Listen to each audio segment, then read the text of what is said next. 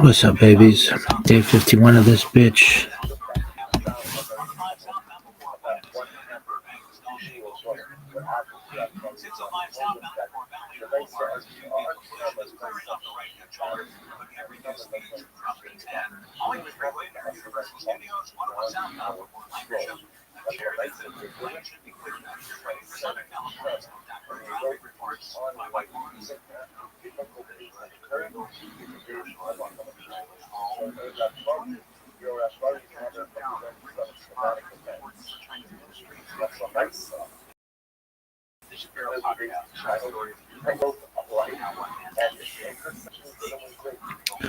All right. What's new, babies? It is 28th of Shabbat, 5786, Sunday, February 15th. Let's roll, baby. Zurus, I got 99 Zurus in what bitch A1. Chilazone, Murex trunculus, that's that fucking snail. Golus, that's Jewish diaspora or exile. Chachman, Bina, Da'at, wisdom, understanding, knowledge. Gay, Kaken, Afan, Yam, Lek Zadakin. No, it's not Zadakin, that means something else. Lek Tizdayan.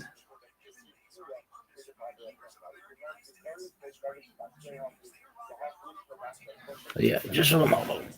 I've got my fucking machine going.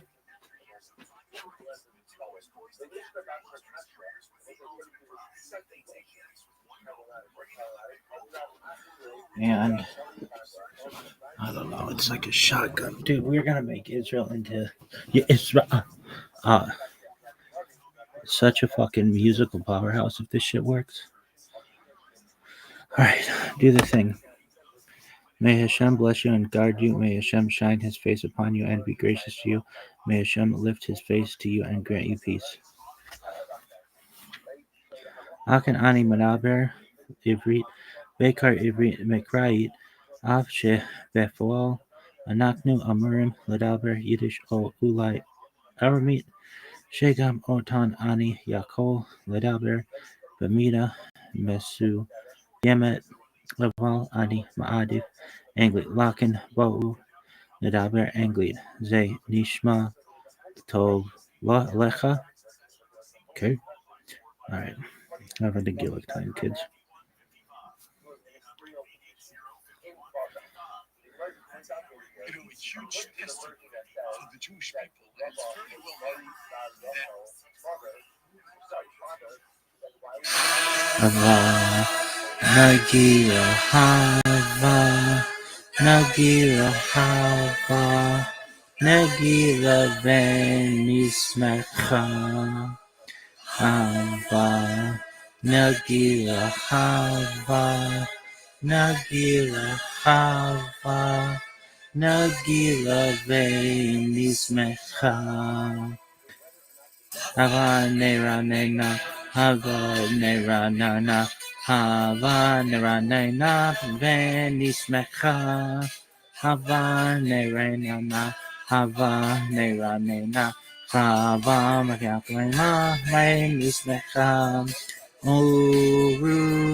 Uru achim, urukim, avexlav meyak, urakim, bedasav meyak, urakim, Uzdameyak Urakim, Blessed Meyak Urakim, Dasameyak, hey, Hava, Negila Hava, Negila Hava, Negila Ben Ismecha, Hava, Negila Hava, Negila Hava, Negila Ben Ismecha, Navane Ramena, Navane Ramena, Navane Ramena, Ben Ismecha, Navane Ramena, Havana Ranina, Havana Ranina, Venismecha, Urakim, Urakim, Rasameyak, Urakim, Rasameyak, Urakim, Rasameyak, Urakim, Rasameyak, Urakim.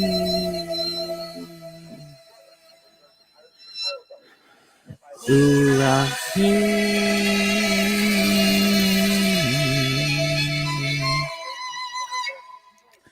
Well, that was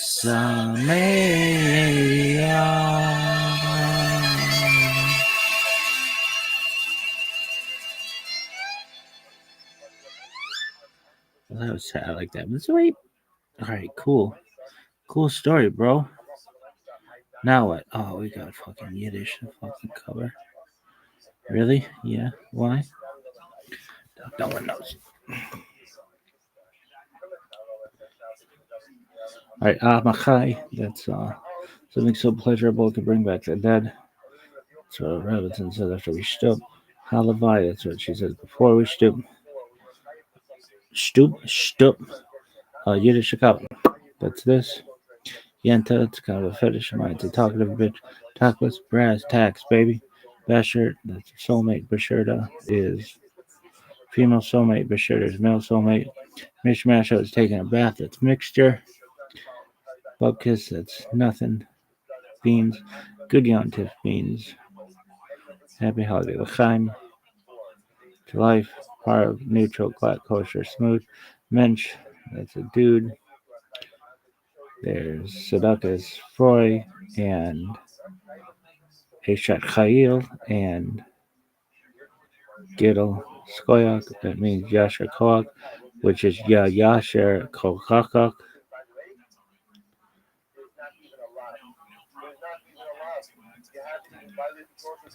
Ya Yasher Kokakaka. May your strength be directed forward. And then it was Yasher Koach. And then it became Yasher Koach and then Skoyak. Cool story, man. Oy vey, that means like, oh fuck.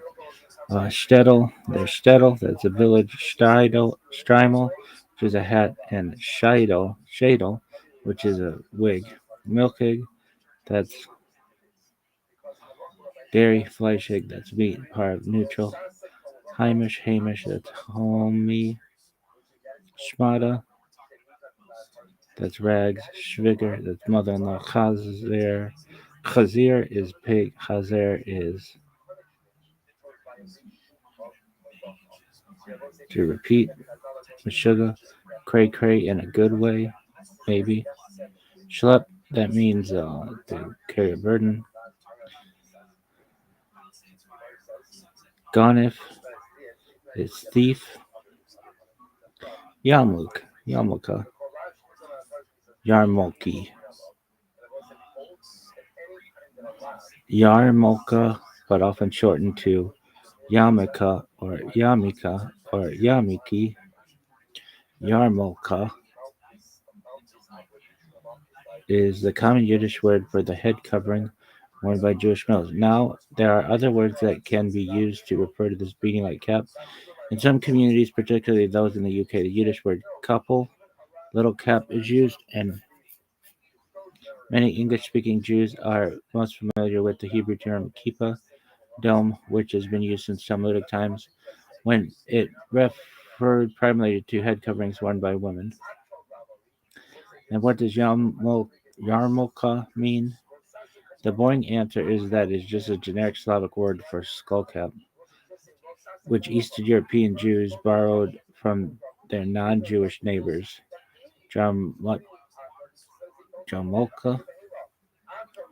for example, is how you'd say it in Polish, the fear factor. There's a deeper meaning. According to many, Yarmulke is a contraction of the Aramaic words Yare, Malka, or awe of the king, referring to God, king of the universe. How does a Yarmulke foster awe of God? One simple plain, the fact that there is something sitting on your head at all times reminds you that there is someone above you and that you are not the top banana. This notion can be traced back to the Talmud, where we read a fascinating anecdote about Rabbi Nachman Bar Yitzhak. Some Chaldean astrologers had told his mother that her son would grow up to be a thief, which is a what? It's the other thing. Go for or something. Wise, what is it? We'll get there. Wise woman that she was, she did not allow little Nachman to uncover his head for even a moment. No, look it up. It is a ganif. Rather, she told her son, "Cover your head so that the fear of heaven will be upon you, and pray for divine mercy."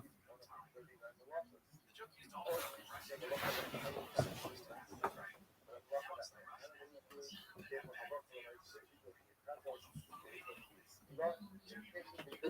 Hi, Is apologies. that on purpose? What'd you say? What's up? Hey, how are you? Apologies, I'm in the middle of something right now. So, how did you find out about me, if I may ask?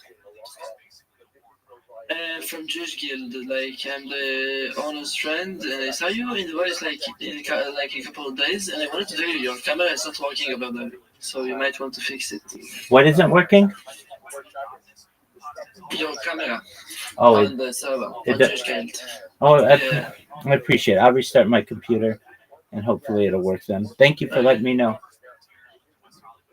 You're welcome. Have a great day. You too, my friend. Thank you. Well, look at that. All right, cool. Baller.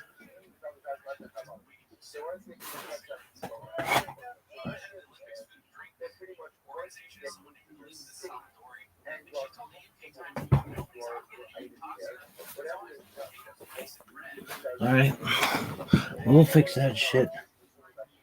Um,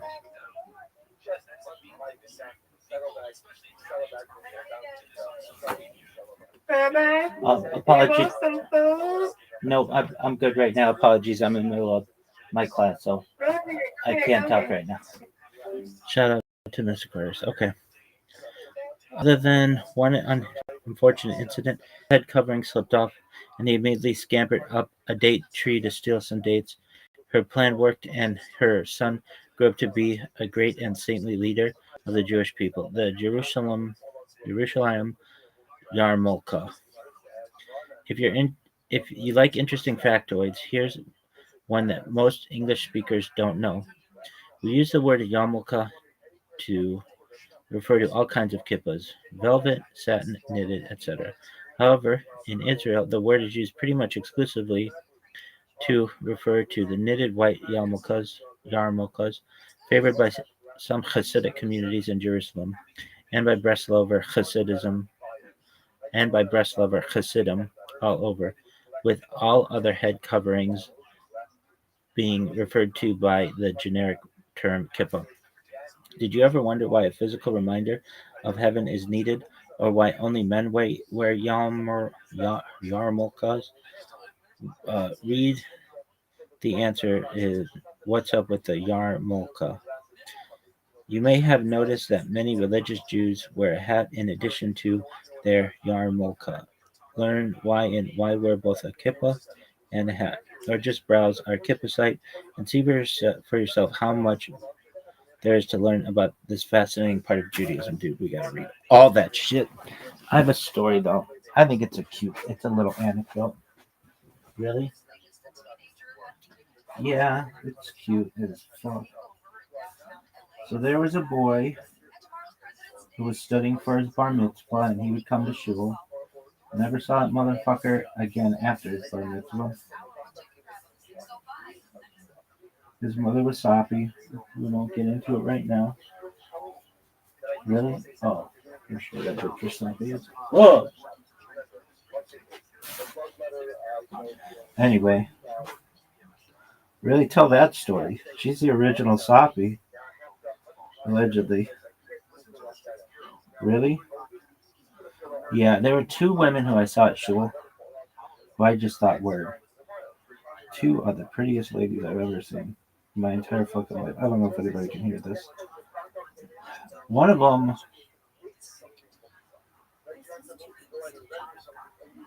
what is that bitch? She lives deep in the valley. I don't know. She married some fucking loser douche. No, he's cool. He's from fucking Brooklyn. Went to some shitty university. Really? Yeah.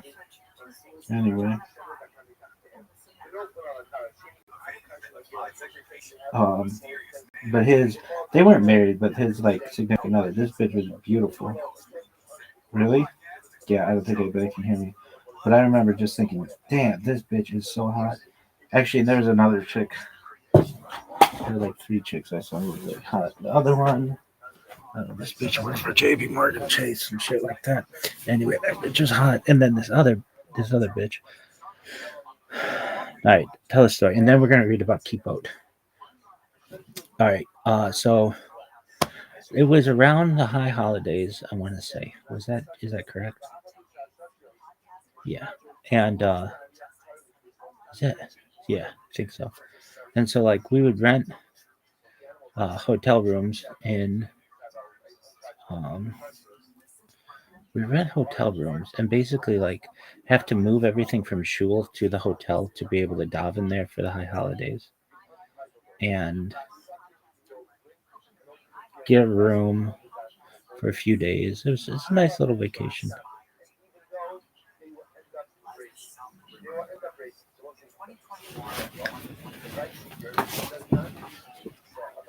Anyway.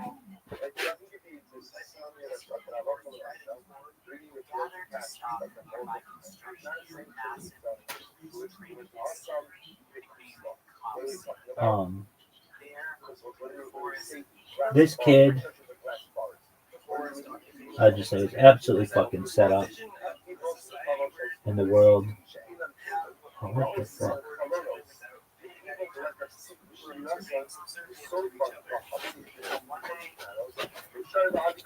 Was he set up? Yeah. Why? He just was. And dude, I shouldn't be doing this now.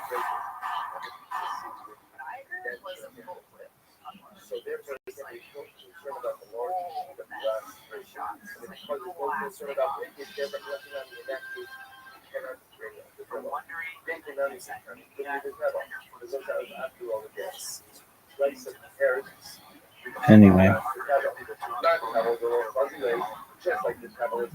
his dad was basically perhaps not Orthodox. His family, actually, this family was not Orthodox, but they were trying to get in to the Orthodox community.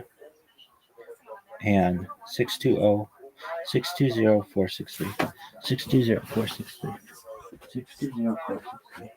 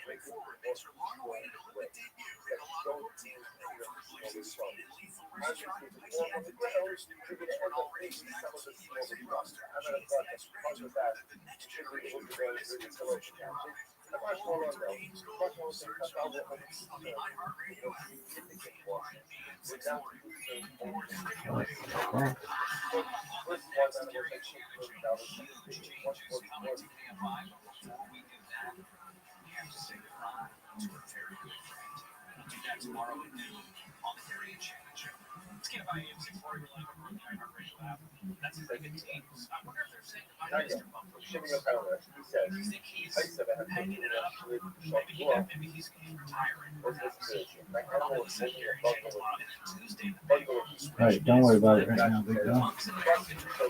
Anyway.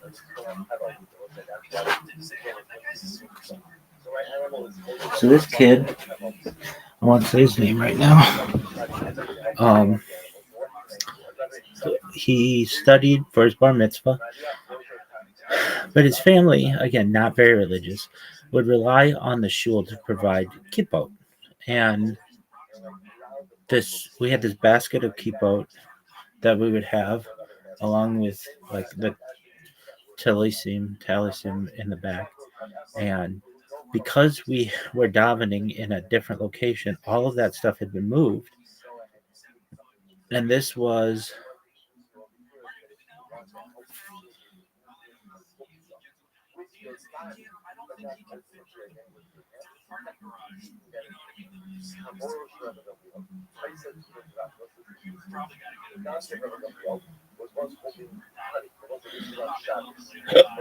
um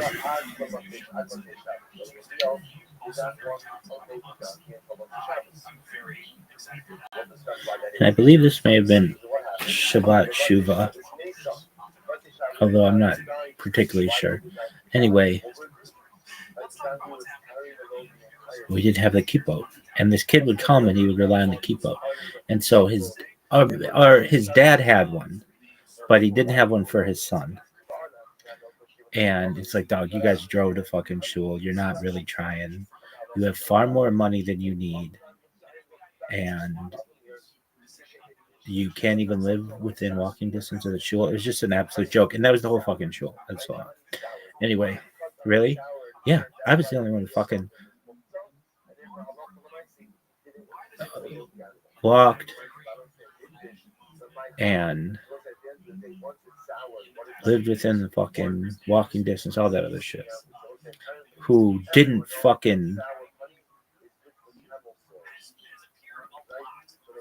who was like uh who wasn't the fucking at the time the rabbi. So anyway, it's just an absolute joke. It was a joke of a shul in a lot of ways. But that's where I was. And I've been to other shuls that are not jokes, but in many ways this was a joke. Why? It's just shul should be stronger than the shul. The shul was so weak, and the people in it were so weak in their Yiddishkeit. But anyway,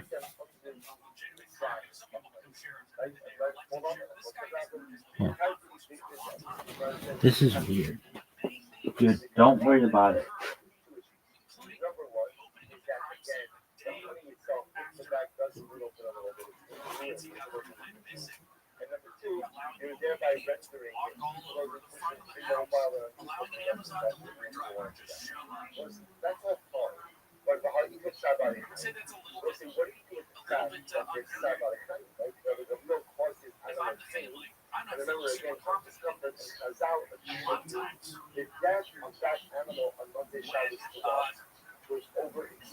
Okay, well, maybe that worked. So anyway, frankly, I would have loved to have been this guy's father because his wife was, I thought, really pretty. Anyway, would have loved to have been this kid. The Jews don't recognize how fortunate we are many times. And anyway, this kid comes to shul. There are no kippot because they were at the hotel, and this was Shabbat Shuva, and kid didn't have a fucking kippah.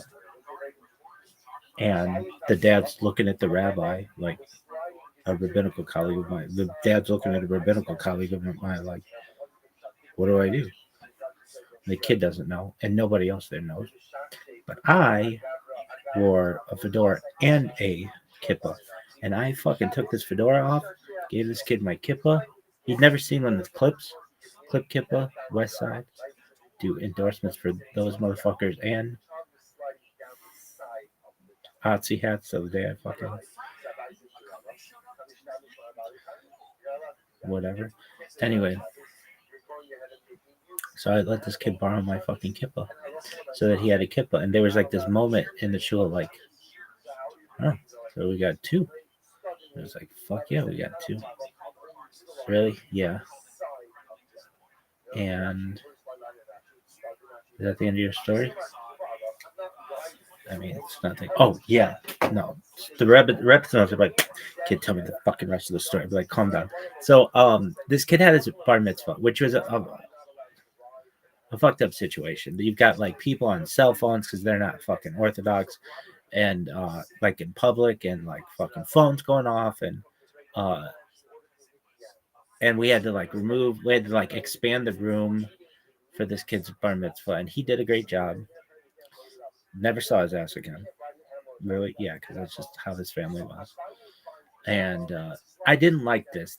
I would just say like they would offset their lack of participation by writing big gifts to the shul, and it's like, okay, I mean, you're not going to turn down money, but it's like that means nothing. Like you can't do that. Your participation is what's important.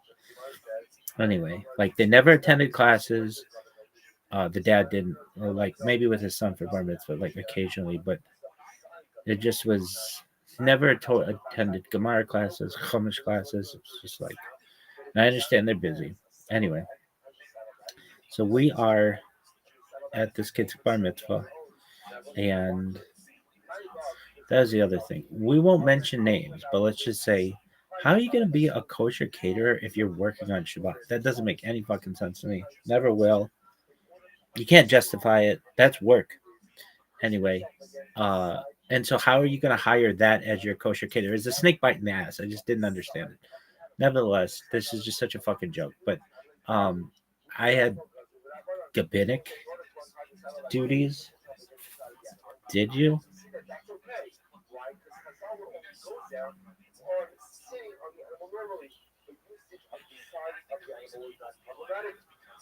Did you really? Um,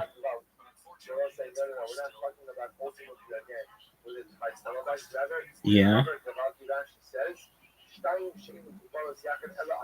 In many ways, is that known as rabbinic duties? It is now.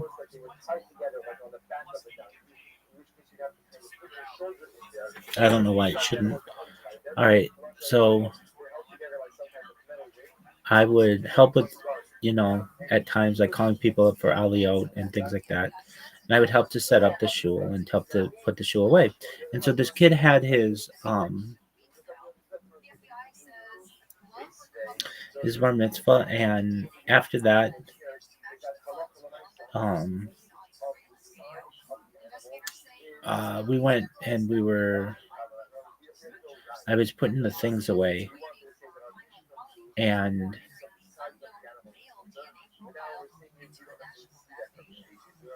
I was in front of the podium, and I was just pretending, like, what if I, when, if I were ever a rabbit, which is like the farthest thing in the world to me at that time. Never would think, but like, what would it be like to just talk in front of these people?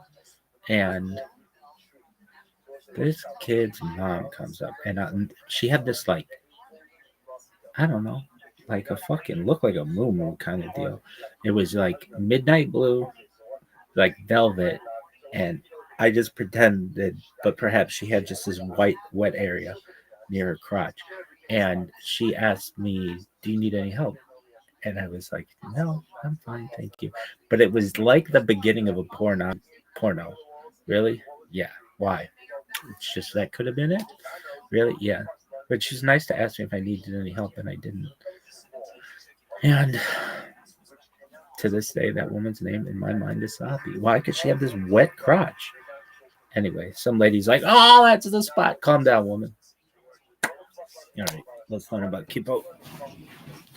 Really? That's Sabi? Yeah.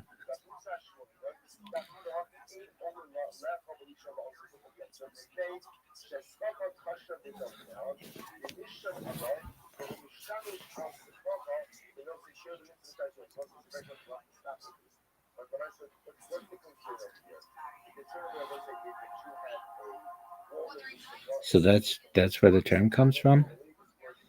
It's just a term, and everybody could be Sabi. There's just not one Sabi. Okay, what's up with the yarmulke? Yarmulke. How long is this? It's not that long. Okay. If you don't mind, I wanted to ask you a question regarding a covering of the head with a yamaka, head covering, or a hat. Let me preface by saying I don't mean to be disrespectful in any way. My question is, if the head recognizes that God is above you, why do I have to actually cover the head as long as I know He is above me in my heart and mind? Dear Louise. Oh, that's from Louise. Dear Rabbit. Okay. Firstly, it's never disrespectful to ask a sincere question. The yarmulke, or kippah is a bit like a wedding ring. A wedding ring is a sign that you belong to someone. If you anyway think if you anyway think of your loved one all the time, do you no longer need to wear the ring? If you anyway Is a ring only worn until you love each other enough not to need a reminder? Of course not, because just because you know that you're married doesn't mean that you won't forget when temptation comes your way. The ring isn't only a symbol For the one wearing it, it also has a message for everyone else who sees it, that they should be aware that this person belongs to somebody else, so don't mess. If you see marriage as a burden, then you wear the ring like a ball and chain. But if you are in a relationship that is deep and real, then you wear the ring with pride because the very existence of the ring means that there is someone out there that loves you more than anyone in the world. Same with the yarmulke. Only a very holy person could be conscious of God absolutely all the time. The rest of us, men, need something very tangible to remind us that He's always there. It is also to identify ourselves as Jews in the eyes of those around us that we belong to something and someone. And we wear it with pride because the Jewish people because the Jewish people has an because the Jewish people has an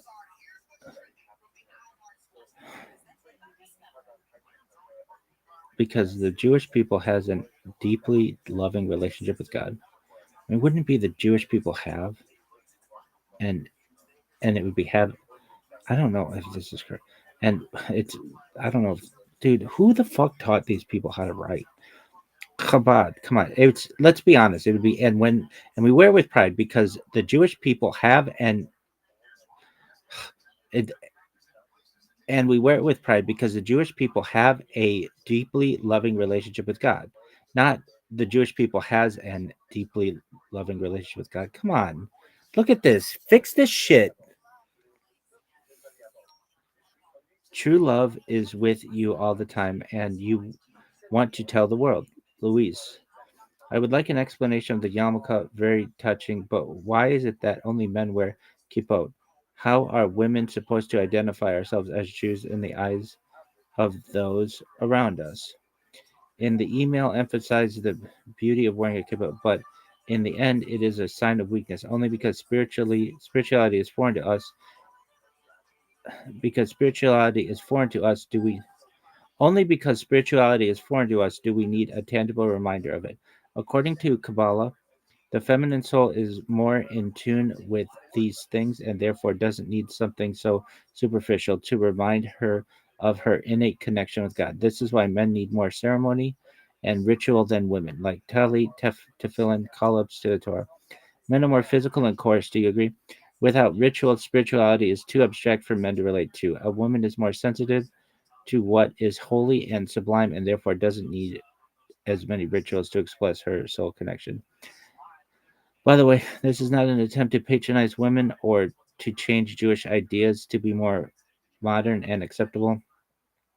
It's an ancient concept that the mystics wrote about thousands of years ago. Keep well, Luis. Very interesting explanation, and no, I don't find it patronizing to women at all. Quite the opposite. In fact, the study of Jewish law at university opened my eyes to the abundance of respect that Judaism has for women. But what the fuck are these? The fucking files? How many of these emails do I have to read? I get it. But you also wrote that the kippah is to identify ourselves as Jews in the eyes of those around us. If I'm not wearing something visibly, how will those around me see it? Good point. A man needs to announce his Jewishness not so much for the people around him as for himself. Male spirituality is aggressive and loud and has to be displayed. This is the way this is a way to refine the male ego. Feminine spirituality is more inner and subtle and would be compromised if advertised.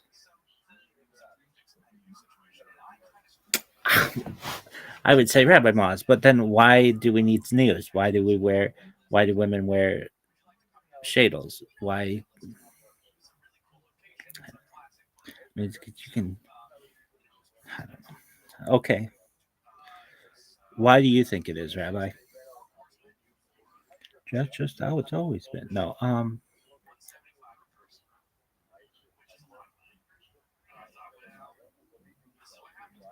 it's identifying.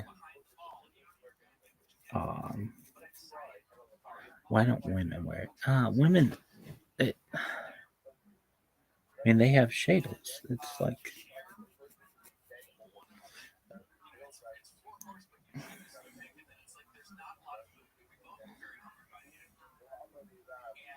why wear both a kippah and a hat? Rabbi, I read all the reasons behind wearing a kippah skull cap on your site, And I get that, but what's with the hats? Why do I see Jews wearing a hat in addition to a kippah? Should be two P's. Really? Or no? Okay, not. I don't know. I've always seen it generally say it too. When they pray, you reply, yep. Many Jews wear fedoras or other hats, such as fur streimels, especially when they pray. If you're wondering about the nuanced differences in width, material, and shape, I'm sorry to disappoint you. I'm a rabbi, not a sociologist. And it's fascinating. I've gone through that. And the hat style, the cuts, yeah. You can identify different Jews by their hats, like just fedoras and of course others.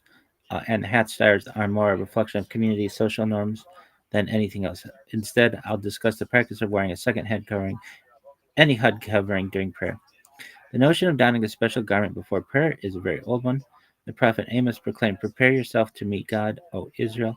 The rabbis explained that this means that one should make preparations before praying, including preparing special garments as if one was meeting an important dignitary. Additionally, prayer nowadays takes the place of offerings on the altar in the Holy Temple. Just as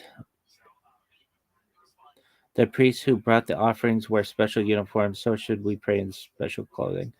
So, if any special garment can be worn for prayer, why do we specifically wear hats? In the past, it was the custom that when men went out in public or had a meeting with an important person or a great rabbi, they wore a hat. As such, hats were required for prayers as well.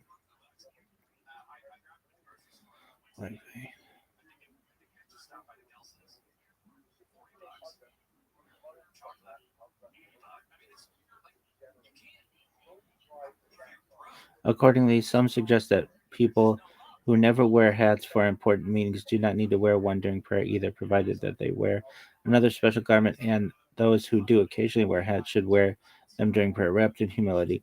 Others, however, teach that the hat is more than just a societal norm. It imparts a sense of humility, and there is a God above. Thus, even if you never wear a hat in other settings, you should still do so during prayer. Indeed, we find that it was the manner of Torah scholars and their students to pray only while they were wrapped or cloaked, iduf, since this imparts a sense of awe of heaven. The concept of iduf refers to wearing a hat or tallit or jacket during prayers. But if one wears a hat during prayer, is it necessary to wear a kippah as well? The high priest double covering, as explained earlier, prayer nowadays in the place As explained earlier, prayer nowadays is in the place of the services performed in the Holy Temple. In the Talmud, we find that the high priest actually wore two head coverings, a kippah and a turban, when serving in the Holy Temple. Accordingly, it is appropriate to mirror the high priest by wearing a hat over a kippah. Mystical coverings. Our sages tell us that the soul is referred to as nefesh, soul, ruach, spirit, neshama, breath, chaya, life, and yachida, singularity. The Kabbalists explain that these five names are actually five different levels of the soul. Nefesh is the life force of the physical self. Ruach is the emotional self and personality. Neshama is the intellectual self. Chaya is the super rational self, the seat of will, desire, commitment, and faith. And Yechida is the essence of the soul, as it is united with its source, the singular essence of God. While the lower three levels of the four function from within the body, the higher two, Chaya and Yechida, function from above. The Kabbalists explain that wearing a double head covering releases these two loftier levels of the soul by connecting these two transcendent elements of the soul with the physical act. We would help reveal them in the lower physical world. So, although one may not be technically obligated to wear a hat in addition to a kippah, doing so adds to one's humility during prayer and serves as a conduit to help reveal the deeper aspect of the soul. Really, yeah. I think it's tight. I've been to some Chabads where guy wears a fucking kippah and has a fucking fedora on while he's wearing tefillin. There's like a certain way to do it. It looks tight as fuck. Really? Yep. All right. Kippah site. Just one moment.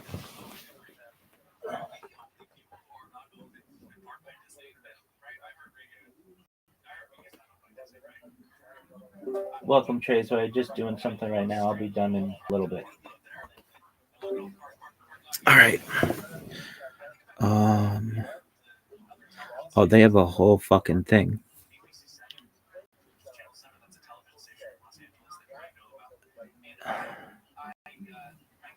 I mean, maybe we should go through this next.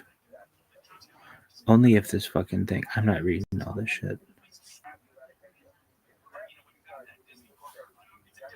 But this would be good. We don't have Kabbalist to fucking review right now.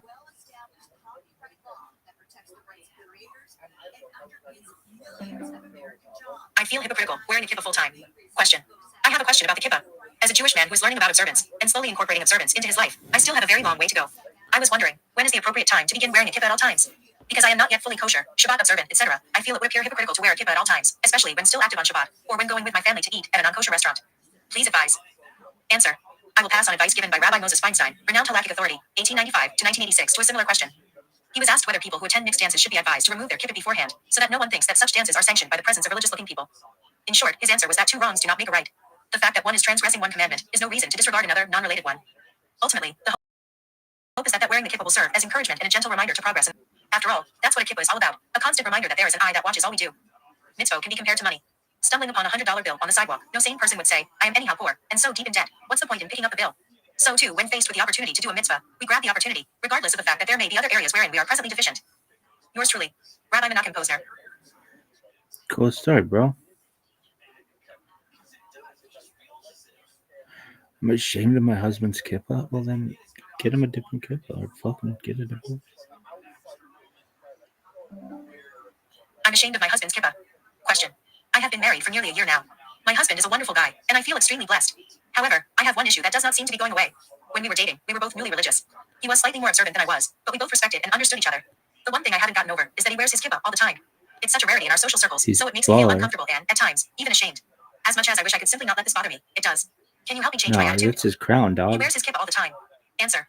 You need to examine why the kippah bothers you so much. Here's my guess. Your husband's kippah doesn't bother you at all. It bothers other people, and you have internalized other people's opinions. So you feel ashamed. Maybe someone in your family has made comments about it. Or maybe you have seen strangers giving him odd looks. Or maybe you think your friends think it's weird. And maybe you are right. But it's not your problem. It's theirs. He does what he believes is right even though it is not the norm. We do this often. We take on other people's issues as our own, and we feel like we need to justify ourselves when others don't approve. But we don't. The problem is not yours, but the husband is. And just as you respect him for so many other things, you can respect him for this too, as soon as you quiet down the internal voices that are making you feel self-conscious. And there is a lot to respect about your husband. He does what he believes is right even though it is not the norm. He isn't just following the crowd. He is himself in all situations, without needing to adjust his image to fit in. The rarity of your husband is not that he wears a kippah, but that he is who he is, and he is real about it. There aren't so many guys like that around. Be proud of him, and be proud of yourself. You chose well. You can find more information about why men wear kippahs here. Oh, this is baller. I I think I'm the best kippah wearer in the world. I really mean that. I think Mossad, like I would say, like Mossad, you can trace my fucking satellite image me. I mean, I've worn it in the most difficult of situations. I even developed my own kippah that was I took a woman's wig that no clip-on hair extension and cut it so that it was like a man's hair for something where I couldn't wear. I never used it, but it was just like a thing. And then I read that there was like a Facebook group dedicated to people in Israel who wanted to be able to wear a head covering in a situation where they couldn't. But I can't recall what situation it was where I couldn't wear this head covering, wear a head covering. But there was something. I never wore it, but maybe it was just like in case because I always wanted something there. I mean, I even made my own kippah. Um, and it was in my car. And I mean, I just had it just in case. But like, when would you? I don't know when it was. I never had to use it though. But I remember thinking like, if you were in a situation where people you were gonna bully you because of it, but you still wanted to wear one, I give a shit. I'll shit on all everybody who fucking wants to mess with me. But like, if you were a little kid and you were gonna get bullied, you could wear it, like, and or something like that. And I know that's why it's not like a huge industry. but it was something that somebody started in Israel, and then you went to the Facebook page and it was taken down or something. But um, yeah, I really mean this. Like, uh, if I've ever like had to not wear a kippah outside, it wasn't like there's like I wear it better than rabbinical colleagues. I know I do. I wear it at work. I wear it. I've worn it in the hardest, most difficult place. I wear it in the fucking shower, dog. I've worn a kippah in the hardest, most difficult places to wear a kippah. The belly of the beast. I don't know of a single place that would have been more difficult than some of the places I would. I'll put it. I will say. I will fucking say this. Any fucking rabbi out there, I've got you fucking beaten when it comes to wearing a kippah in the most difficult of places. The most difficult of all places. And I wore it with pride, and I still wear it with pride. It's my fucking crown.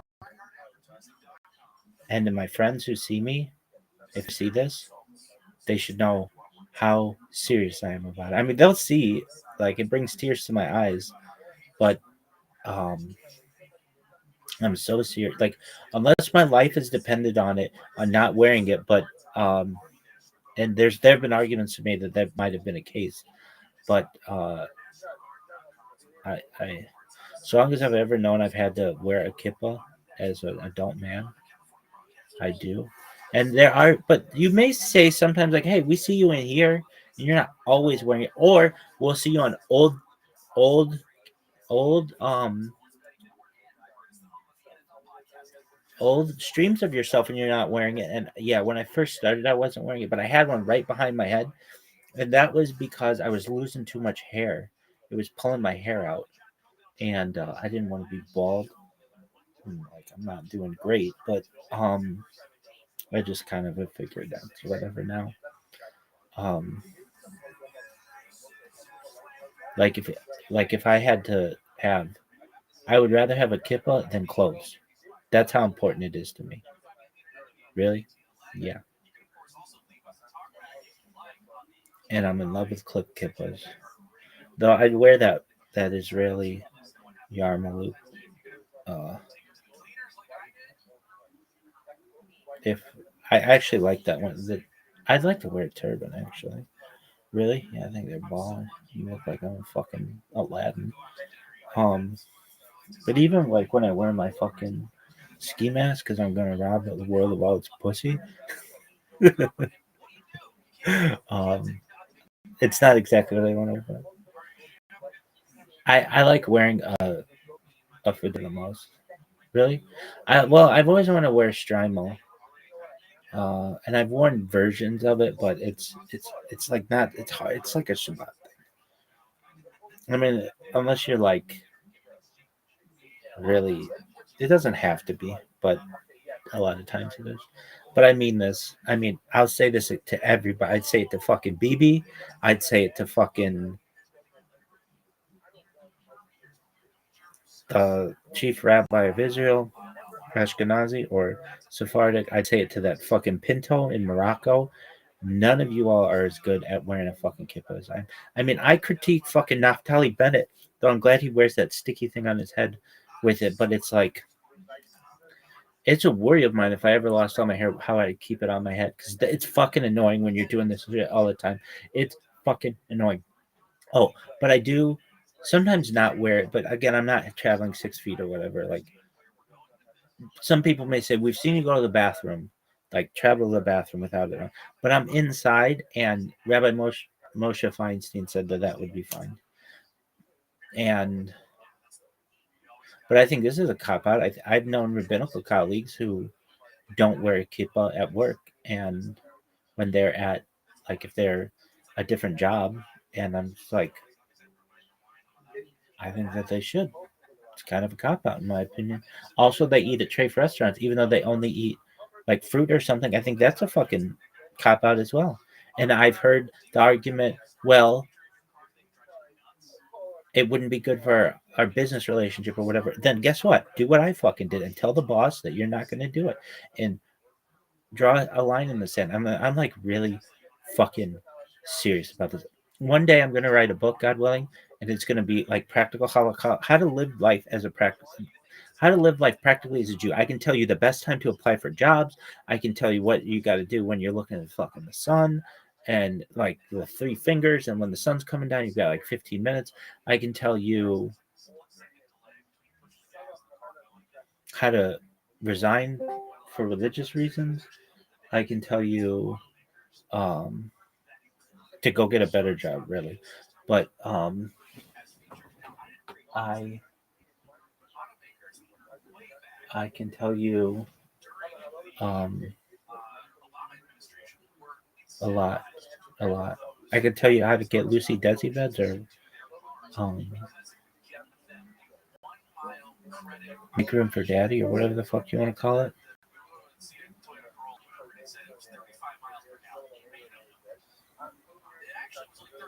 Really,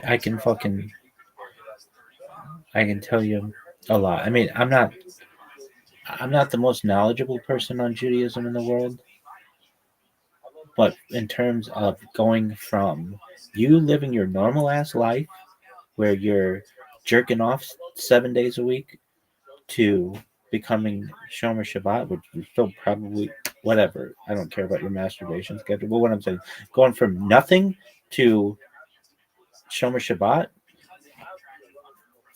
I can help you with all of that. Why? Because I've seen people do that process enough. Like, um, I've seen enough Bale Teshuvah, uh, which I'm not, but I've seen it enough with that, and nor is anyone in my family, but I've seen it from people in other families. All right. Like, I'm so serious about my kippa. I'm so serious. Like, I could cry right now. I fucking love it so much.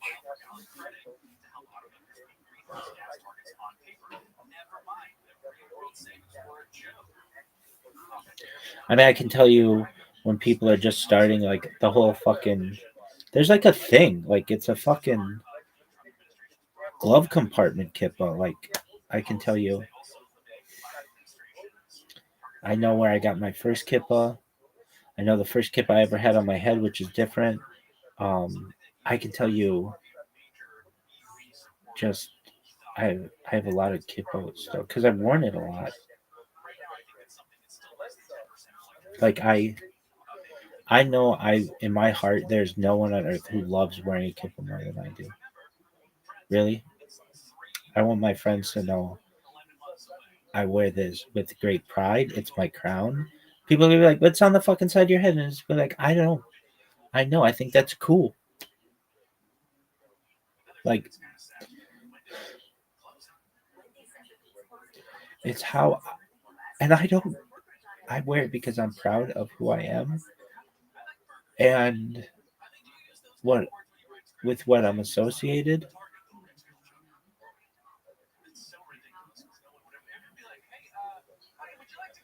And I don't wear it.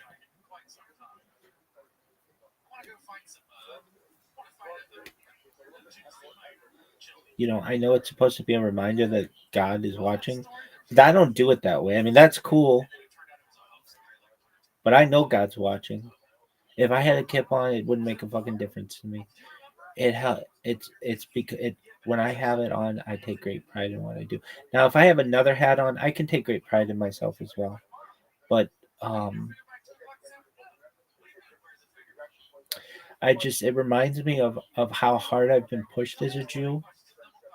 I've been pushed harder than any Jew ever who is not executed on the spot.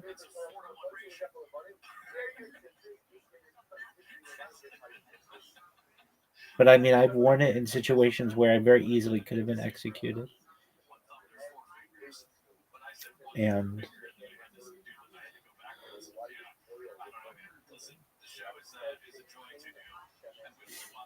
It's like it's a security blanket.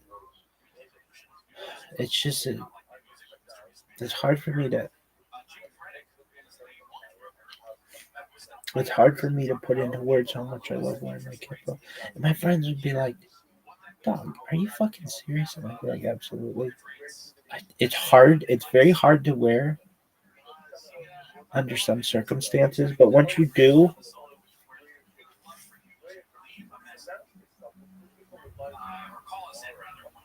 it affects who you are, what you do. It's like, but it's my crown. It's my crown. When I fucking wear it, it reminds me that I'm a fucking king. Even if it's just king of my own self, I wear it with great pride. And and it's like a reminder of the sacrifices I've made. And yeah, I know God's watching, but I don't really fucking know what that means. So my friends, they'd be like, "Wait, so now you think there's a pie in the sky?" No, no, no, no. I think God's energy. That's how I live. But I think nobody knows. But from my sense, from an internal my struggle, it is my crown. It's like I've overcome so much to be able to wear this. Like it is. It's like a crown. I don't know how else to say it. Like a woman's hair is her crown. My kippa is my crown. It shows that I am fucking royalty. Even if I just, even if I'm not, even if someone were to take away my Jewishness today and all of my knowledge and my bloodline and everything, it's my crown. Is how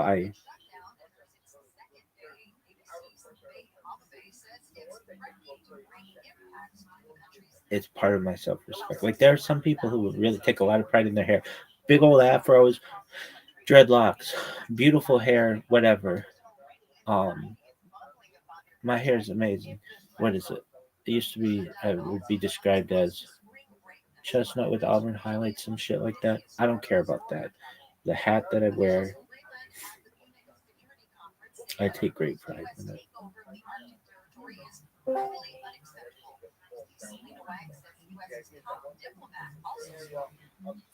I could even tell you, this is a funny story. This is a funny story. It was December 31st in downtown Los Angeles, um, 2016. And I was wearing a kippah, but I was also wearing. I'm fine with wearing something over your hat. Like I just had a hat on, and I was gonna go to this club slash bar in downtown LA. This is very funny.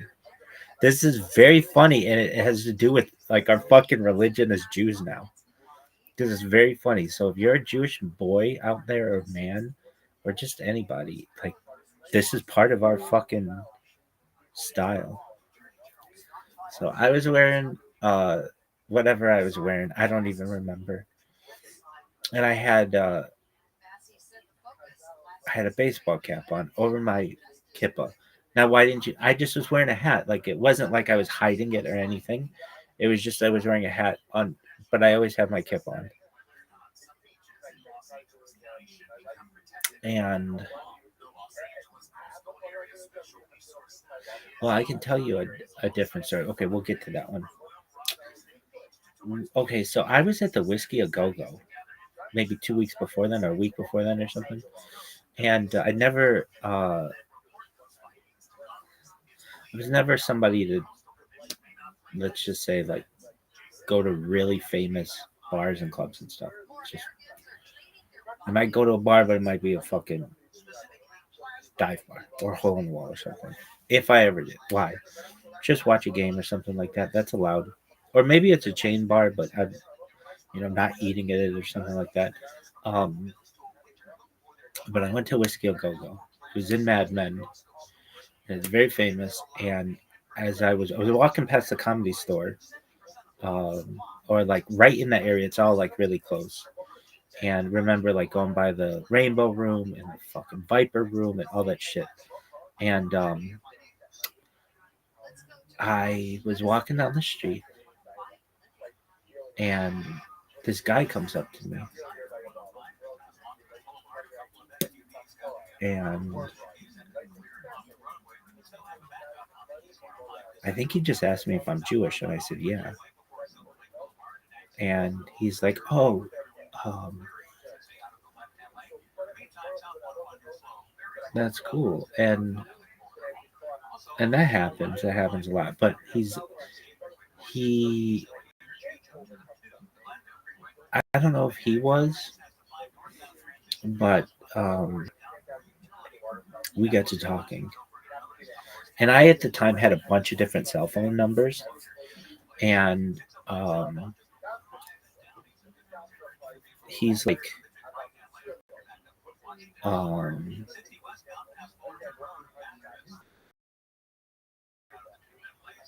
we just got to have this, but uh, I was like,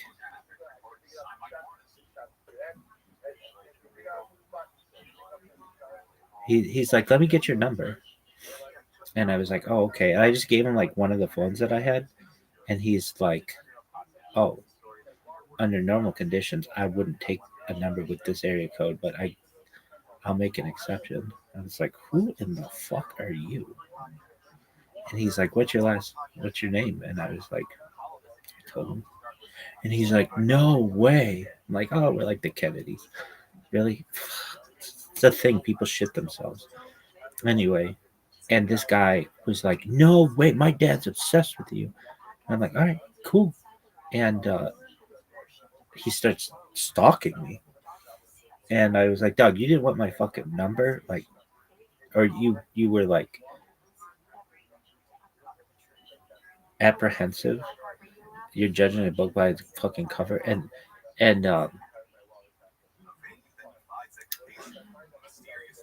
I was like, look at my fucking ID. And then I was like, look. And I pulled my hat up and I had a kip on under my baseball cap. And he's like, no way. Like, he was just like in fucking shock. And then I went into, he was stalking me. He was like, started following me. And he's like, wait. And I was like, Doug, keep your distance. Um, and I walked into a coffee bean and tea leaf, which at the time was kosher. Those fuckers from Philippines fucked it up from Jollibee. But anyway, they got to get that kosher back. I'm gonna fight for that, dog. I could talk about all of that. I could talk about that whole fucking hecture and all of it, but I don't want to right now. Anyway, so I went into the bathroom because I'm like, this guy is fucking stalking me, and I thought it was funny. Like 10 minutes ago, this guy was like, I live in like here and I do this and this and this and I was like, okay, cool. And now he's like obsessed with me. And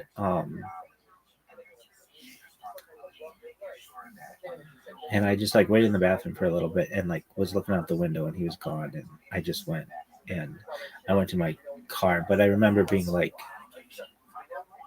you were somewhat insulting to me, and then because you didn't know anything about me, and then and you judged a book by its cover to some extent.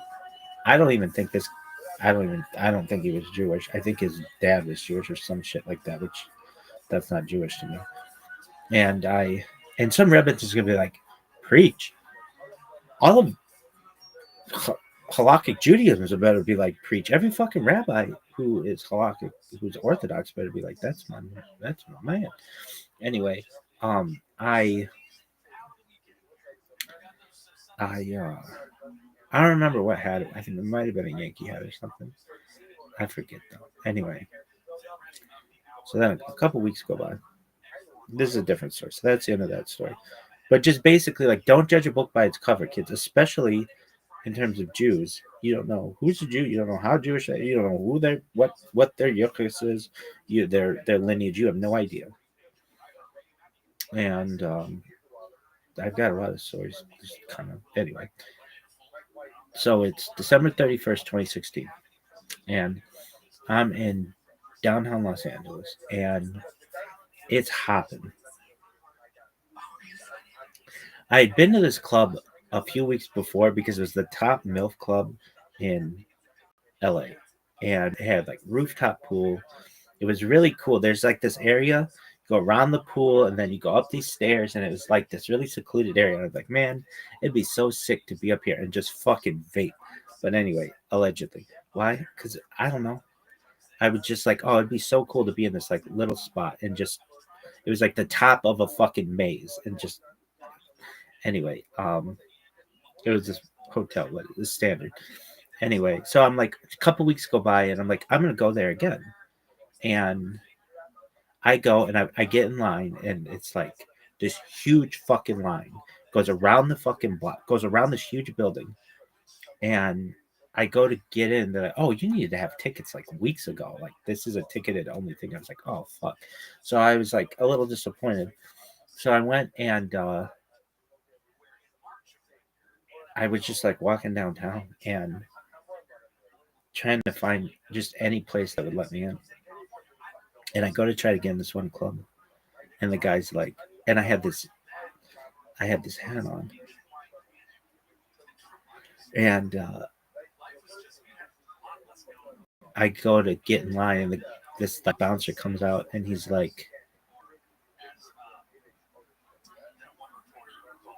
uh, he says something like, "Yeah, hat's got to go," and I'm like, it's part of my religion." And he goes, "Oh, the Dodgers are part of your religion," and I was just like, "Yeah." And then I fucking just walked off, and I was like, "I'm not going to that fucking bar. Fuck them."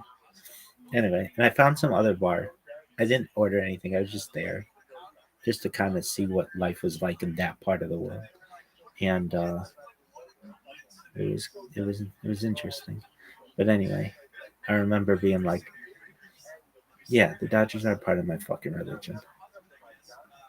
Really? Yeah. But just how he said, "Oh, the Dodgers are part of your religion." Yeah, that's part of Judaism. You schmuck. And he was just doing his job. I understand. But that should be a thing. Like there used to be a thing. Like I've had jobs say that I had to cut my hair. That's like an illegal practice in a lot of places, and I feel like your head like you should be able to wear like a hat anywhere you want. I was at this fucking Jewish this like Jewish singles event at the Argyle, and they were cool, but you couldn't wear a hat in there. It's like this is a fucking Jewish singles event. What do you mean you can't wear a hat? Like we're supposed to be wearing hats. You could wear a kippah though. Anyway, um, and I just remember being like, what the fuck? This is like we're supposed to be wearing hats." And so I had to give up. I did give up my hat for that one, but I had my kippah on, and they had like cubbies where you could keep shit, which was cool. Anyway, that was a cool bar. Um, Dude, I'll tell the story really quickly. So I went to the Argyle, and there's a Sephardi chick, and I was talking to her, and we go into the basement of this, and I can't believe I was this forward, but I said to this woman, "Do you know that a woman can have 13 different types of orgasms?" Is that what it was? Yeah, there's a way that I remembered it, and that was like way too forward. Obviously, like really super forward. But I was just I was like, I'm gonna just fucking try. I wanted to talk about it from a scientific perspective because science. Oh yeah, Rabbi, what are they? Okay. I used to have this way to. I mean, I still have it memorized. Okay, so there are multiple ways. Okay, so um, there's the anterior thorax. Some ladies just going crazy on this one, but there's also anal. So that's two. I memorized them alphabetically. Some ladies just going. So this isn't like the best ones because the best one is probably is clitoral. But anyway, some ladies just going crazy. Calm down, woman. All right, so there's anterior thorax, anal, breast. So ladies just going crazy. Clitoral. That's 4. Uh, 5 is a deep spot. Um, so like back wall. Yeah. Six is the G spot. Fuck the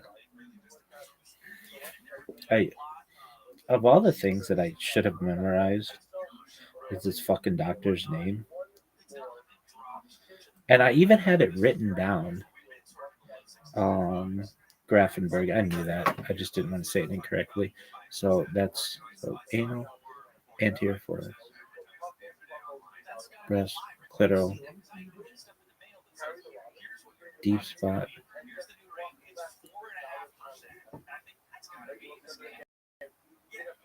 Grafenberg. If I just say to a lady Grafenberg, she's just going, really, yeah. We're gonna call that bitch the rabbi spot, though. Really, yeah. Okay, so then what? Um, then there's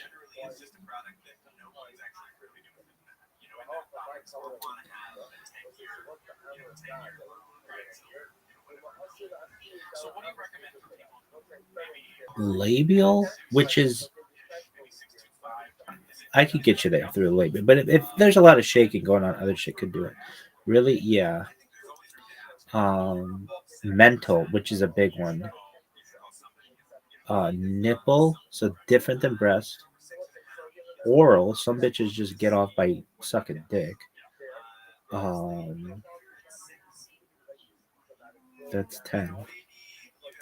And there are maybe it depends how you categorize them, but I said 13 just because it's like Kabbalistic. But like it could be broken down. Okay, so oh, um,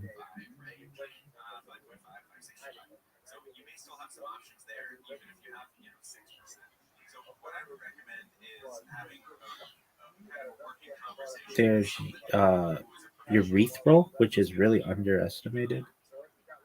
There's vaginal.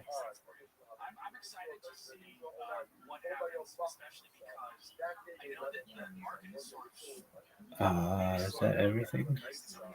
What's the anterior fork? That's actually back. The Grafenberg's this. Really, yeah. I was thinking my rabbit's on the kind of fuck when she does this. I'm gonna do that. Really, yeah. What's the other one? That's 12. Um,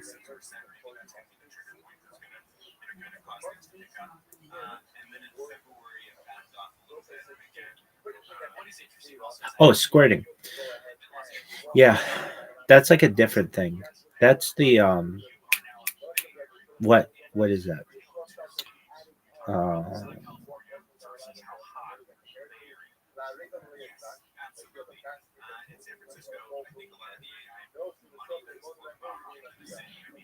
um, hold on. There are more than that. Then there's skin. There's just oh yeah, squirting, touch. Um, so that's 14 actually. Yeah, but there's this way I can remember. So it's like A through D, then G, and then L M N O, and then S T U V. S skin, touch. No, squirting, touch. What fucking glands is that?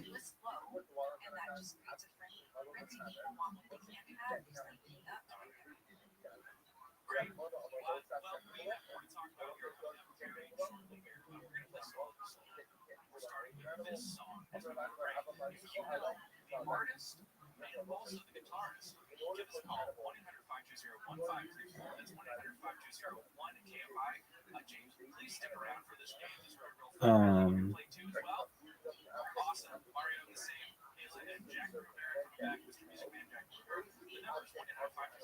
Skene's glands. Really? Yeah. So what are they? There are two A's, B, C, D. That's 5. G, L, M, N, O. That's 10. S, T, U, V. That's 14. So here's the thing. When I first memorized these,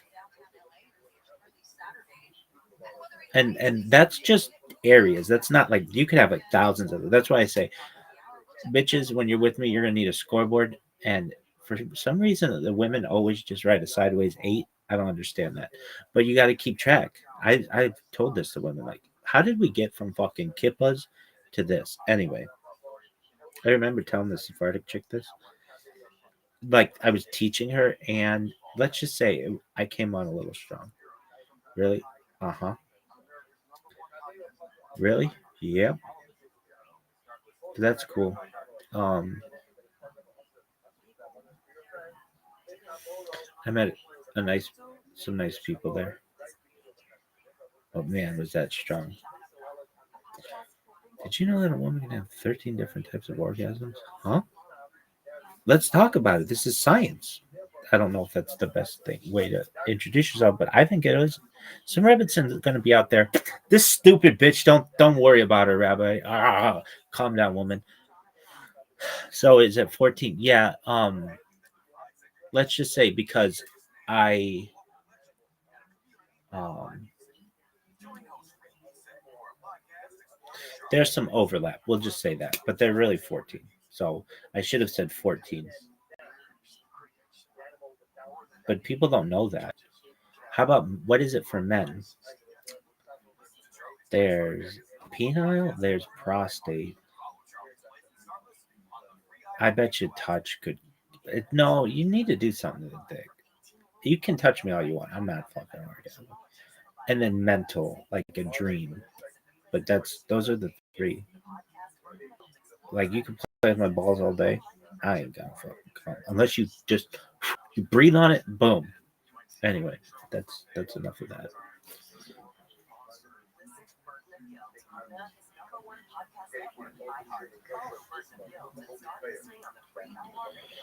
I work in an office that's not keeper friendly. Well, where the fuck do you work for, Hamas?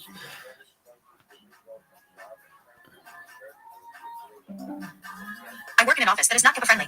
Question. I work in an office that is not HIPAA friendly. I get the feeling that people are throwing judgmental stares in my direction. I'm torn and not sure what to do. Answer. Let me tell you a simple story. About 30 years ago, a young psychiatrist took up practice in my hometown of Vancouver. His Jewish Orthodox friends, some of them doctors, advised him that for the sake of developing the trust of his patients, etc., he should not cover his head in the office. He scoffed their advice and wore HIPAA. My father was a court reporter at the time and needed to deliver a transcript to the psychiatrist's office. I'll never forget the tone of his voice over dinner that evening as he described to us his astonishment. A psychiatrist with a yarmulke. Sitting in his office with a yarmulke. For my dad, Judaism had just burst out of its closet. Now anything was possible. It wasn't long before he stopped answering the phone on Shabbat. The job of a Jew is to change the world, not to make peace with it. It started with Abraham, a man with guts. Be his child. Rabbi Tzavi Freeman for Shabbat.org.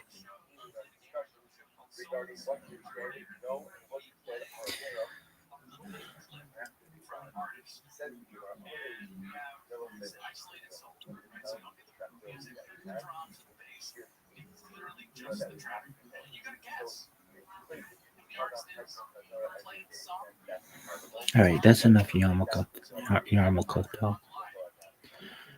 Really? Yeah. But like, I mean, my friends, if they ever see this, they'll be like, "Oh, holy fucking shit, he was telling the truth." I'll be like, "Yep." Um, really? Yeah. I mean, that's certainly not why I do this. Oh my word, I know this person. Really? Yeah, I know this person. That's Yehuda. Is it? Yeah. Really? Yeah.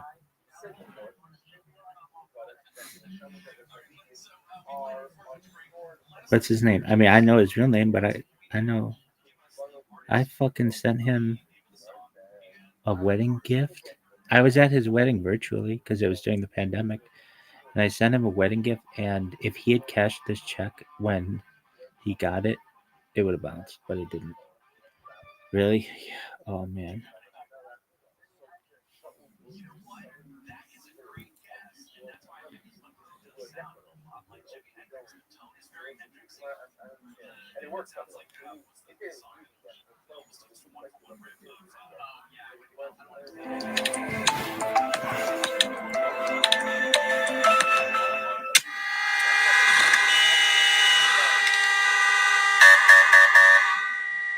Ladies and gentlemen, I'm asking everyone to gather. Please gather. It's important as much as possible. What's going on today? Has to gather? Let's go! Miss, what are you waiting for? Gather, please. Excuse me, why are we supposed to gather? Why are we supposed to gather? This is the year of the Hakel assembling. The year of what? Hakel assembling. I'll explain. Mike, give me some music. It happened many years ago. Friends, please hurry up and assemble. The gathering begins very soon. Let's go. Excuse me, Yes, what is the quickest way to the Hakel gathering in the Holy Temple? through the Hulda gates, all the way straight and right. Follow the signs. Thank you. Wait a moment. You know what? Maybe I should join you. I must be there too.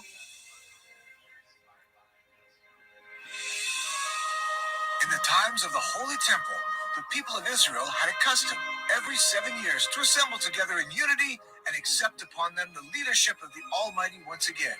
It was attended by the entire nation, who had just observed the commandment to ascend to Jerusalem for the festival of Sukkot. The source of this tradition is in the commandment of the Torah. At the end of every 7 years, assemble the people, the men, the women, the children, and your stranger in your cities, that they will hear and that they will learn and fear the Lord your God, and be careful to fulfill all the words of this Torah.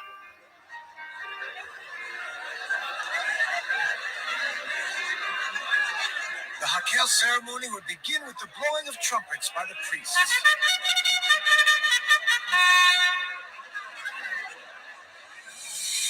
Upon a unique raised Like with the podium, Kentucky the king of Derby? Israel would stand and read out loud selected parts of the Torah that would awaken the hearts of the Jews to continue learning Torah and observing the commandments and follow God's ways. The king would also explain the meaning of the verses he had read, so the entire nation would understand the Torah's words. Friends, please leave the Holy Temple carefully and follow the directions. And that's the story of Hakel. Okay. And that's why you asked us to gather? Now? Yes. Yigal. Odette, what's happening? Yigal, you're on duty? Why did you tell me to gather especially now? Now it is very important to gather. Okay. Now it is very important to gather, even more than before. Look at how much controversy exists among us. This year is the year of Hakel, and that's why we have to unite and simply to gather. So what do we need to do? Very simple. At every gathering, with family, at work, or in any other place, we should mention that this is a year of Hakel. Share Jewish thought. Give charity. It's that simple. From where do you know all this? From the Lubavitcher Rebbe. He asked that we do this every Hakel year. Oh, Dad, you're the best. The best! So please, friends, we will now begin the Hakel gathering. Somebody want to say some Torah? This video was made possible by David Farkash and American Friends of the Mitzvah Channel. Dude, I can't believe I know somebody on this fucking website. Really? Like, not like we've been doing this and it's like, blah, blah, blah, blah, blah, blah. And then it's like, oh, whoa, somebody I fucking know. He's a friend. Really? Yeah. We've davened together. Really? We've davened Mincha, Marav, Chakras. I was at his fucking wedding. Virtually, but I mean, I was in the same fucking city. We weren't allowed to be. Like I said, I fucking nearly bounced the check to this motherfucker. Really? Yeah, and I still remember his fucking thank you card. Really? It's one of the most special thank you cards I've ever gotten. Really? From him and his wife. Yeah. Really? Yeah, when I fucking opened it, it's like it flew out at me. It was just. Really? Yeah. Alright. So, is that the end of your fucking story? We'll do. I mean, did we do Kabbalah today? Yeah, I mean, we learned a little bit about it. I'm sure people will be okay. Really? I mean, hopefully, we'll do all the fucking Kippa shit. And we've got to do Kabbalah. All right. What are the top 50 Kabbalistic books and their importance in order? And how long are they? Like, how many pages? Not scrolls, just straight up pages, like your average amount of pages. You got it. I'll give you the top 50 Kabbalistic Jewish mysticism works roughly ordered by historical influence and centrality in the Masorah tradition, not by popularity. Page counts are approximate averages for standard printed editions, not pocket or scholarly multi-volume editions. All right, so there's the Zohar, importance of central text of classical Kabbalah, attributed to Rabbi Shimon Bar Yochai, published in the 13th century Spain. Themes mystical. Torah commentary, Sphero, divine structure, length 1,700 to 2,000 pages. Oh, damn, that's fucking long. Sephir Yetzirah, this one's George fuck. William's mystical cosmology text, creation via letters and numbers, 40 to 80 pages. Sefer HaBahir. Dude, also translate all of the names, put in parentheses the English stuff. And remember this, you were supposed to remember this. Whenever you put anything in Hebrew or Yiddish or anything, put in the parentheses the translation. And please remember this. Do the thing where it's like, got it. I'll remember this in the future. Locked in. Yeah. No exceptions. Okay, Sphero, Google. Okay, cool. Cool. Come on, dog.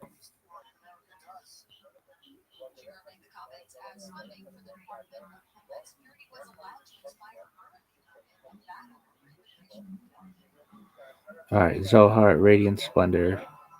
Sefer Yetzirah, Book of Formation. Sefer HaBahir, Book of Brightness. Etz Chaim, Tree of Life.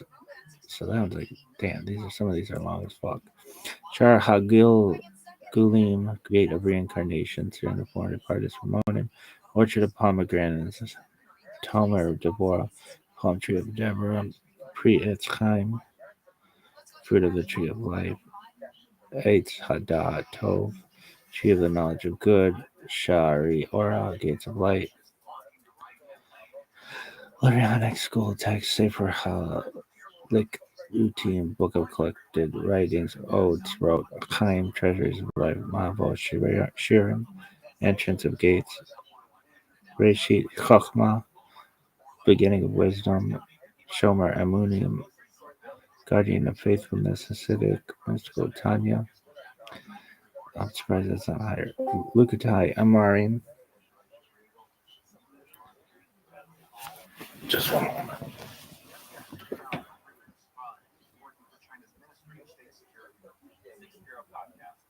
Oh, we're not wasting our time with anybody. It's not super hot.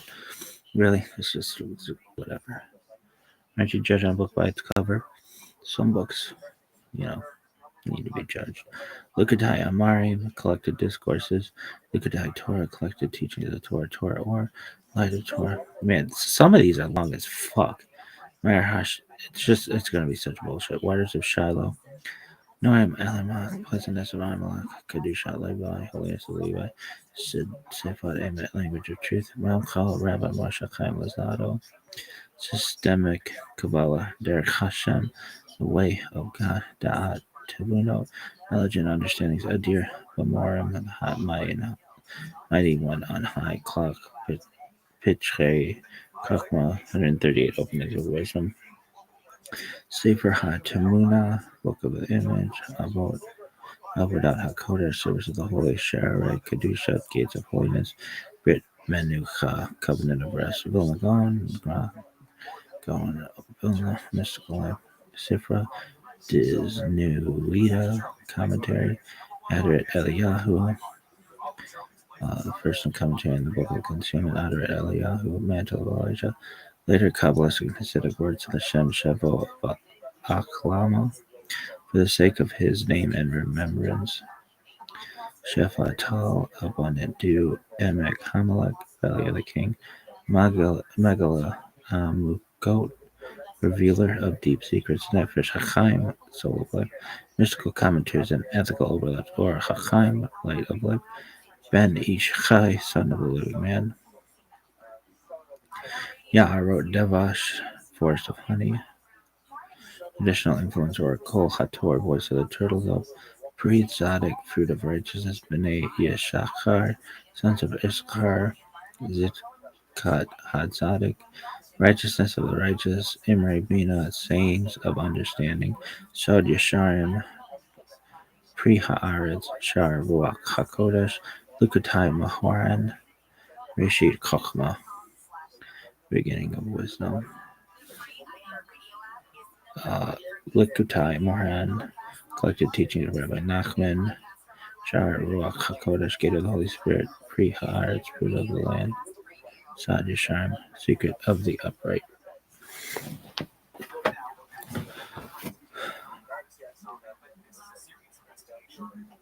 Sup, Sappy? If I go fuck yourself.